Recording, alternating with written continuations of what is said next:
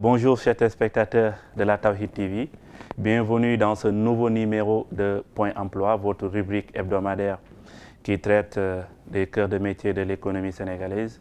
Aujourd'hui, nous avons l'immense plaisir de recevoir M. Eliphaz Dansou, qui évolue dans le domaine de la fiscalité. Monsieur Dansou, merci d'avoir répondu présent à notre invitation. Merci à vous pour l'invitation. Ok, Monsieur Dansou, aujourd'hui nous allons parler de la fiscalité. Donc pour les profanes et nos téléspectateurs et téléspectatrices, comment on peut définir la fiscalité? La fiscalité, pour simplifier la notion, la fiscalité c'est l'ensemble des règles, que ce soit des règles écrites ou non écrites, qui s'appliquent au domaine. Le domaine, c'est-à-dire qui tourne autour de l'impôt, l'imposition des personnes, l'imposition des sociétés, et qui permet à l'État de mobiliser des ressources internes. C'est ça la fiscalité. On parle, dans le langage, on parle plus de droit fiscal, l'ensemble des règles juridiques qui encadrent l'imposition, des déterminations de l'assiette jusqu'au recouvrement de l'impôt. Okay. Non, maintenant, on va, comme vous êtes dans la fiscalité, on va voir comment vous avez arrivé là. Vous allez parler un peu de votre cursus pour voir qu'est-ce qui vous a lié avec la fiscalité. J'ai eu un bac littéraire déjà. Après, je me suis orienté en droit. C'était la meilleure option pour moi. Je me suis orienté en droit. J'ai eu une licence en droit privé. Après. Ici, où, dans quel pays? J'ai eu une licence en droit privé au Bénin. Okay. J'ai fait mon cursus secondaire et ma licence au Bénin, à l'université d'Abomey-Calavi, au Bénin. Après, je suis venu à Dakar, où j'ai fait mon Master 1 à Amadou Ateba. Après mon Master 1, j'ai discuté avec le directeur de la SODAV, qui est un prof avec qui j'avais de très bonnes relations. Et il m'a conseillé, j'avais le choix entre plusieurs filières, entre la propriété intellectuelle, le droit des affaires, la fiscalité, mais j'étais plus orienté vers le droit des affaires. Donc il m'a dit, la meilleure option pour toi, vu ton niveau et vu tes capacités, c'est de faire et du droit des affaires et de la fiscalité. Donc c'est de là que j'ai fait des recherches, j'ai choisi de m'orienter en droit des affaires et en fiscalité. Je suis allé faire un Master 2 à Filieux, où j'ai fait l'option ingénierie juridique et fiscale. J'ai eu un Master 2 en ingénierie juridique et fiscale. J'ai fait une soutenance, j'ai soutenu sur le droit commun incitatif au Sénégal. Et c'est comme ça que je suis entré dans le domaine de la pratique. Ok, merci monsieur Dansou pour la brève présentation et résumé de votre parcours. Maintenant, quelles sont les utilités même de la fiscalité, l'utilité de la fiscalité? La fiscalité en elle-même, la première utilité essentielle, c'est de permettre à l'entreprise de pouvoir se conformer à l'environnement fiscal, l'environnement juridique et fiscal, parce que les deux, c'est vrai que c'est deux domaines qu'on a tendance à séparer, mais le droit des affaires, la fiscalité fait partie du droit des affaires, donc lui permet de se conformer à son environnement juridique et fiscal. Et ce qu'il faut comprendre, c'est que la fiscalité a un coût. C'est un coût pour l'entreprise. L'entreprise paye des impôts, les personnes payent des impôts. Donc il est important de déterminer dans quelles conditions et circonstances il faut payer des impôts. Il est important pour les entreprises et pour les personnes de déterminer quelles sont les implications juridiques et fiscales des différentes opérations qu'elles réalisent. Donc il est important d'évaluer, d'estimer le coût fiscal de chaque action que l'on commet. Si une personne, typiquement, qui est au Sénégal, signe un contrat avec une personne qui est dans un autre pays, par exemple, ça a un coût. Sur ce contrat-là, il y aura des opérations qui vont être générées, il y aura des importations, il y aura des achats de prestations, etc.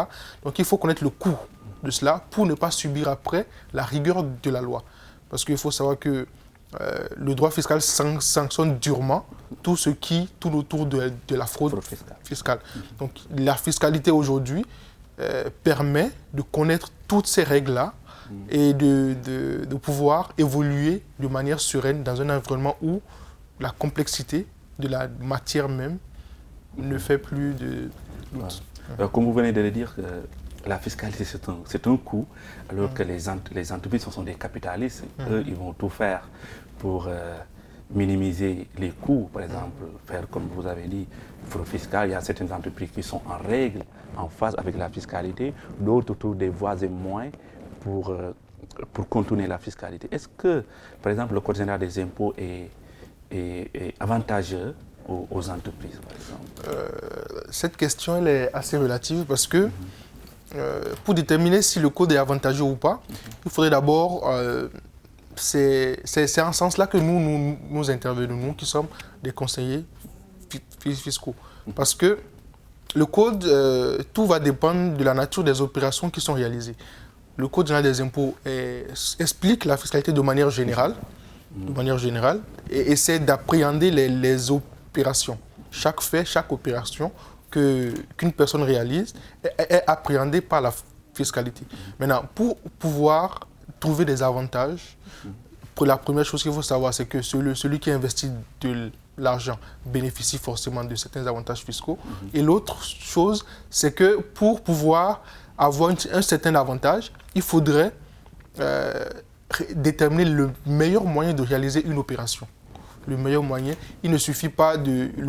L'opération en tant que telle peut ne pas coûter de l'argent au contribuable, mais parce que le contribuable réalise mal l'opération ou exécute mal l'opération, ça lui coûte de l'argent, ça lui coûte 2 fois plus que s'il avait réalisé l'opération autrement. Donc, le code, on va dire, aujourd'hui, avec le droit commun incitatif, le Sénégal a essayé de faire quelque chose de formidable, c'est-à-dire de créer un cadre général où tout le monde peut se retrouver. Tout le monde peut pouvoir bénéficier des avantages qu'offre la loi fiscale. Mais tout va dépendre de la nature des opérations qui sont réalisées, de comment ces opérations sont réalisées. Ok, d'après vous dire, la fiscalité est un peu générale, ça englobe beaucoup de domaines. Quelles sont les spécialisations ou bien les diversités qui existent au niveau de la fiscalité? Au niveau de la fiscalité, les spécificités qui existent, on va dire que c'est plutôt en lien avec les différentes natures d'opérations que la fiscalité appréhende. Parce que si vous réalisez des opérations internationales, on va parler de fiscalité internationale.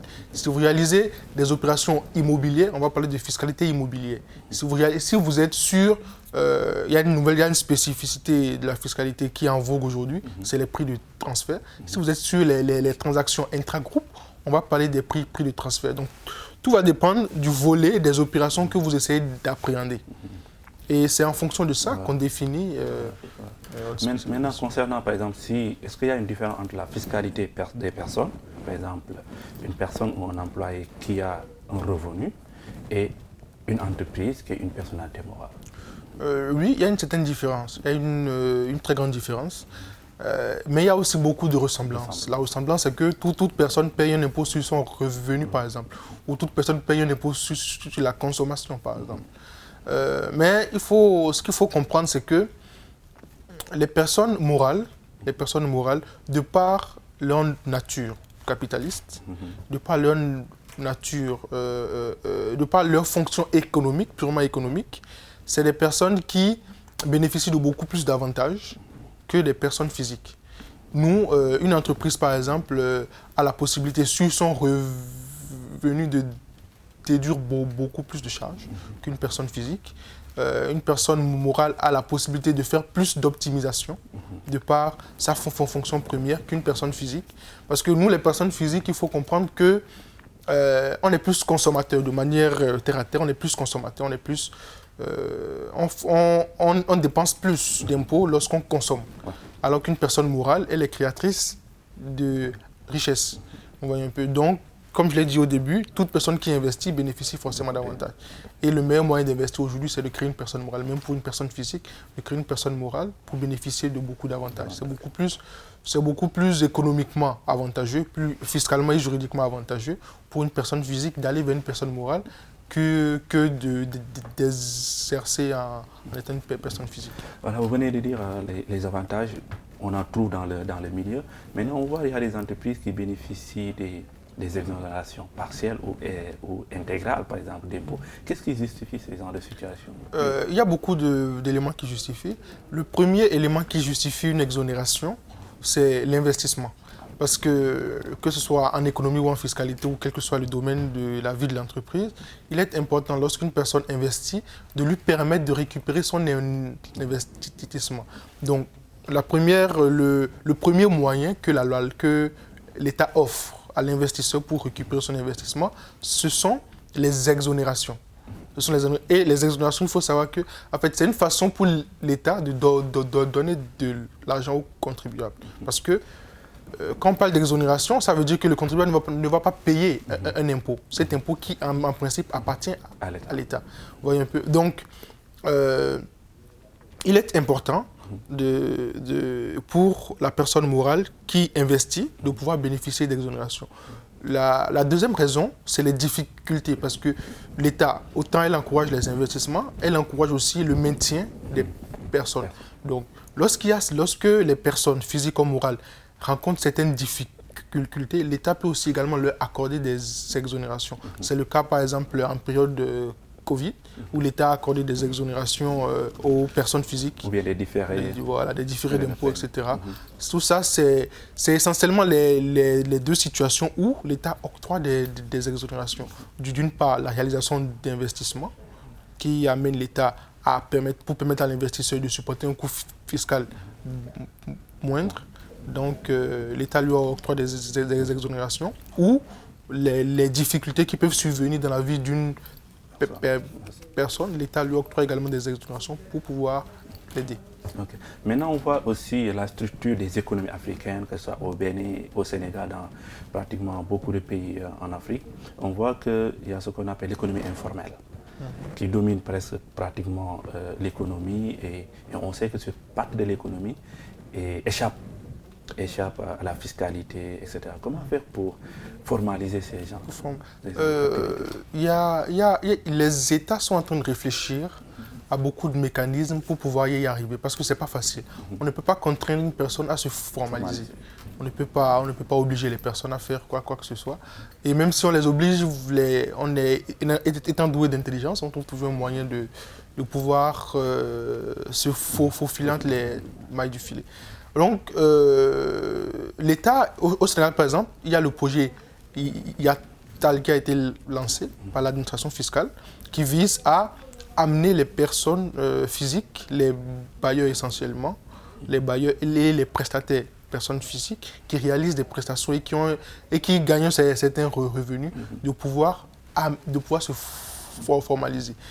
Quelle est la première étape? C'est de les identifier et de les amener à payer des impôts sur les revenus qu'ils réalisent. Parce qu'il y a beaucoup de bailleurs qui ont des immeubles, mais qui ne payent pas l'impôt foncier. Donc il y a également, si je prends le cas du Bénin par exemple que je connais, il y a un programme qu'ils ont mis en place, c'est de pouvoir aider ceux qui sont dans l'économie informelle de pouvoir avoir un plan de retraite. Vous voyez un peu? On les pousse à cotiser à la retraite, parce que c'est des personnes qui travaillent toute leur vie. Donc on les amène à cotiser pour un système de retraite, tout en se formalisant petit à petit. Ça permet également de les appréhender. Donc voilà un peu les mécanismes qui sont mis en place. Mais au Sénégal, l'État est en train d'élargir l'assiette de l'imposition, mais également de créer des impôts spécifiques pour des personnes. C'est notamment le cas du PCF par exemple, où lorsque vous n'êtes pas immatriculé dans un centre fiscal, lorsque vous n'êtes pas formalisé, vous êtes obligé de payer un coût supplémentaire lorsque vous importez des marchandises.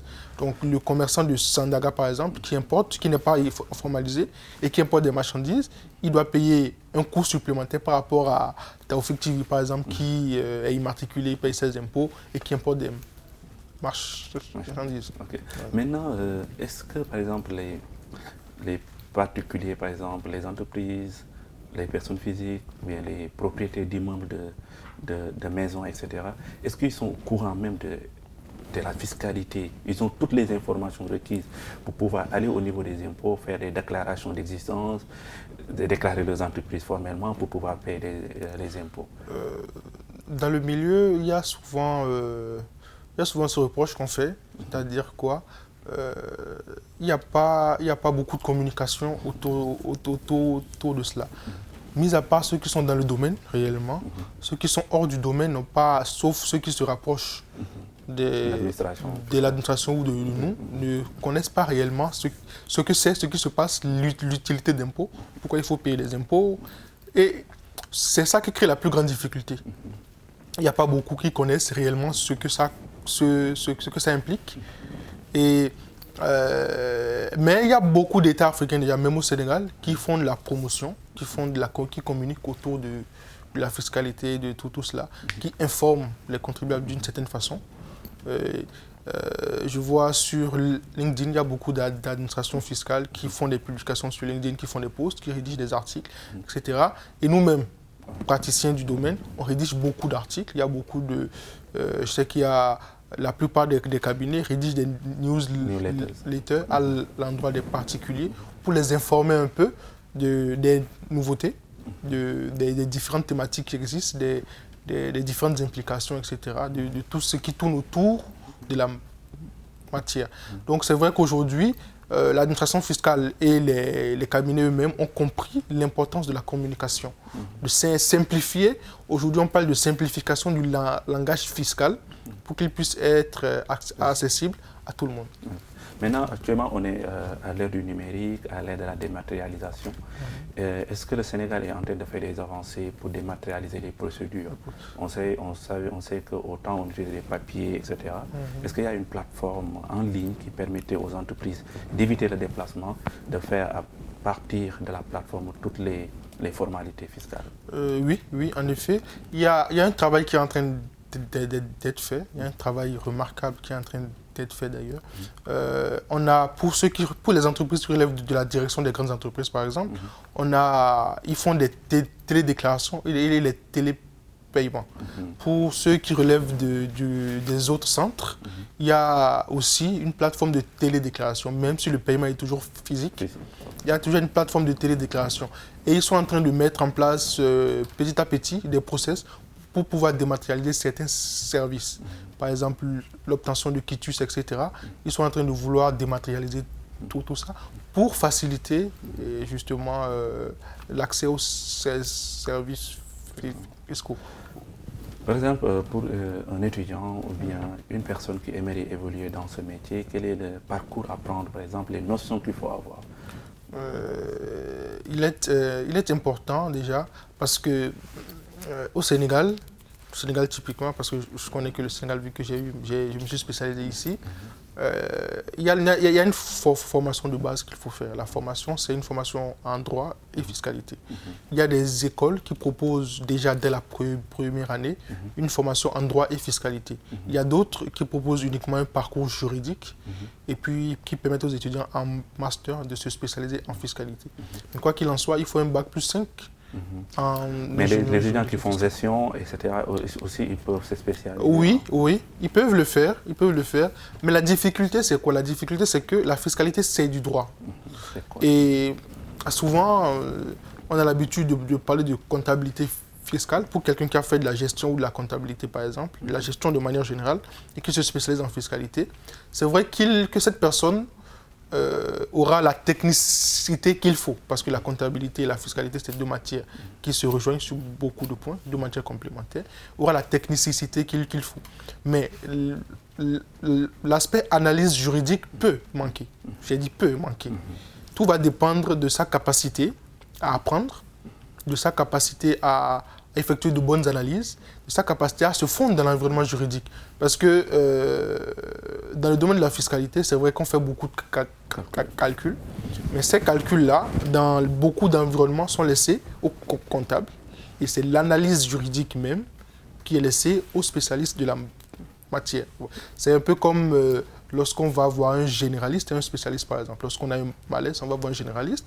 Il va vous dire de manière générale ce que vous avez, ce qu'il y a à faire. Mais c'est le spécialiste avec ses compétences pointues qui va vous dire exactement la cause, les conséquences, etc. Tout ce que vous devez spécifiquement faire. Mais le généraliste, il vous parle de manière générale. C'est un peu le cas.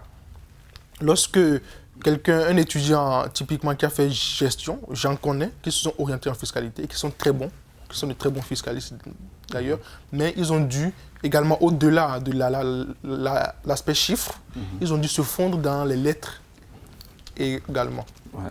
Maintenant, actuellement, on sait qu'au Sénégal, on a retrouvé le pétrole, il y a du gaz, il y a des ressources naturelles. Est-ce qu'il y a une fiscalité particulière pour ces genres de produits?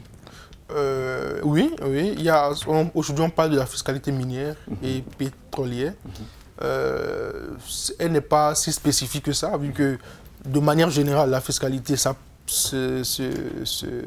la fiscalité s'applique de manière générale à toutes les entreprises, quelle que soit leur activité. La spécificité repose dans le fait que, vu que c'est des secteurs particuliers qui demandent beaucoup d'investissement et beaucoup de recherche et développement, donc il y a ce qu'on appelle en fiscalité, la fiscalité qui est applicable à la phase de recherche. C'est là où on a effectivement beaucoup plus de spécificité parce que on ne demande pas, on ne peut pas demander à une entreprise qui fait de l'exploration, qui fait de la recherche pétrolière, elle n'a pas encore trouvé du pétrole, de payer des impôts. Donc ces entreprises-là, la fiscalité qui leur est applicable est un peu particulière dans cette phase-là. Et même lorsque ces entreprises découvrent les ressources minières, il y a ce qu'on appelle l'audit des coûts pétroliers, typiquement pour les sociétés pétrolières, pour déterminer combien est-ce que ces entreprises-là ont dépensé pour pouvoir trouver ce pétrole-là et arranger leur fiscalité de sorte à ce qu'ils puissent récupérer cet investissement qu'ils ont réalisé avant de commencer à... Donc, il y a la fiscalité qui est applicable à la phase de recherche et typiquement la fiscalité qui est applicable à la phase d'exploitation. Mais de manière générale, c'est les mêmes impôts qui s'appliquent, sauf qu'il y a certaines spécificités. Lorsqu'on entre dans la détermination de cet impôt même, il y a certaines spécificités. Il y a typiquement certains amortissements qu'il faut déduire, il y a certaines réserves qu'il faut faire, etc. Il y a certaines dotations que la fiscalité leur permet de faire pour pouvoir maintenir leur activité. Maintenant, nous, on a l'habitude d'entendre un mot vraiment qui nous vient toujours dans les débats, redressement fiscal. C'est quoi le redressement fiscal? Un redressement fiscal, comme le dit même le premier mot, redressement, c'est pour être terre à terre, c'est lorsque l'administration fiscale estime que votre situation est tordue, elle vient la redresser. C'est-à-dire quoi? L'administration fiscale effectue un contrôle permanent. Son premier rôle, au-delà de tout ce qui est recouvrement, c'est de s'assurer que le contribuable paie ses impôts. Donc, qu'est-ce qui se passe? C'est que tous les documents que le contribuable dépose auprès de l'administration fiscale effectue un contrôle de ces documents-là. Donc c'est à l'entreprise de venir déclarer, de dire ça mes revenus, c'est ça mes recettes. Comme on le dit, le système fiscal sénégalais est un système déclaratif. C'est pas, contrairement à certains pays où c'est l'administration fiscale qui vient chez le contribuable, au Sénégal, c'est le contribuable qui va déclarer à l'administration fiscale son revenu et les opérations qu'il a réalisé. Donc l'administration fiscale effectue un contrôle, soit un contrôle, ce qu'on appelle un contrôle sur pièce, c'est-à-dire contrôle tous les documents que le contribuable vient déposer, ou un contrôle sur place, c'est-à-dire une vérification de comptabilité ou de situation personnelle, où l'administration fiscale va chez le contribuable vérifier si exactement ce qu'il a déposé est conforme à sa réalité. Donc au bout de ce contrôle-là, si elle estime que vous avez commis des actes qui ne sont pas conformes à la législation, si vous avez manqué de payer un impôt, si vous avez payé moins d'impôts, etc., donc elle va vous